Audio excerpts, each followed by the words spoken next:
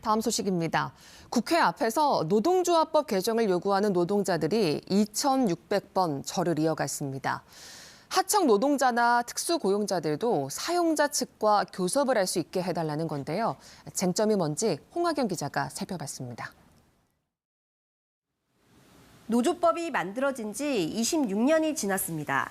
그간 노동 환경에도 많은 변화가 있었지만 이를 뒷받침할 노조법은 수십 년째 그대로입니다. 이를 바꾸고자 어제 국회 앞엔 하청 노동자와 특수고용 노동자, 종교, 시민단체 대표 등 26명이 모였습니다. 이들은 국회 앞에서 100번씩 모두 2,600번의 절을 올렸는데요. 노조법 2, 3조 개정을 촉구합니다.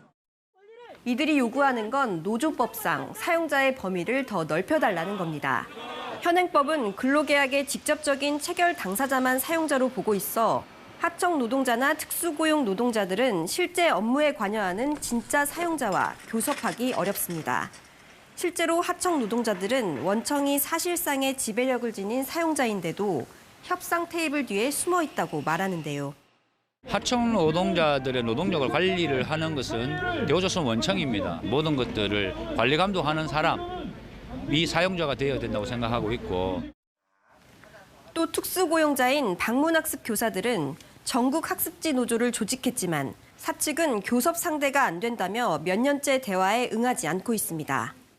교섭에 나서지 않고 말도 안 되는 이유를 붙이며 노동상권을 부정하고 있습니다. 이들이 요구하는 노조법 2조 개정안은 사용자와 노동자의 정의를 확대하는 내용을 핵심으로 합니다.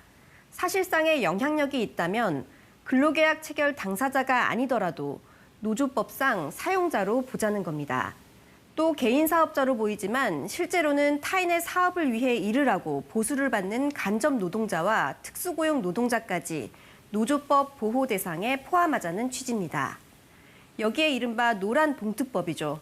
파업 노동자들에 대한 기업의 무분별한 손해배상 청구를 제한하자는 내용의 노조법 3조 개정안도 촉구하고 있습니다. 이런 노동계 요구가 잇따르는 가운데 국가인권위원회는 사용자의 정의를 확대하도록 권고했고요. 중앙노동위원회도 사용자 개념을 원청으로 확대하는 판단을 최근 잇따라 내렸습니다. 원청이 노동 조건을 개선하기 위한 교섭에 나서게 됐을 때 주변 노동시장에는 근로자들의 근로 조건이 개선된다라는 그런 기대 효과를 우리가 생각해 볼 수가 있는 것이죠. 노동계는 이렇게 하청 노동자 같은 노동 약자들의 교섭권을 보장해야 정부가 우려하는 노동시장 양극화를 완화할 수 있다고 보고 있는데요. 반면 대통령실은 노동시장 양극화의 배경에 대기업, 정규직 노조의 기득권이 있다고 봅니다. 거대 노조가 조직화되지 않은 노동약자의 일자리를 빼앗고 있다며 지원 중단 등을 추진하고 있습니다. 그러나 노동시장 이중 구조의 원인을 기존 노조 탓으로만 돌리긴 어렵다는 게 전문가들 시각입니다. 원청과 하청 사이 불공정 거래 문제와 수출 중심 대기업과 내수 중심 중소기업의 생산성 격차, 또 고용 형태가 다양해지는 게 원인으로 지목됩니다. 노조 측면에선 개별 기업 단위를 넘어 업종 전체의 근로 조건을 향상시킬 수 있는 산업별 교섭 노력이 부진했던 점도 지적됩니다. 경제와 산업 구조 자체가 먼저 이중화되었다라고 하는 부분들이 중요한 것 같고요. 기업별 노조 체제로 이제 분산되어 있기 때문에 기업의 지불 능력 자체가 그대로 노동자들의 임금으로 직결되는 그러한 구조가 형성이 되었던 거죠. 노조법 개정안은 사용자 단체 등이 강력 반대하면서 국회 상임위 소위조차 통과하지 못하고 해를 넘긴 상황인데요.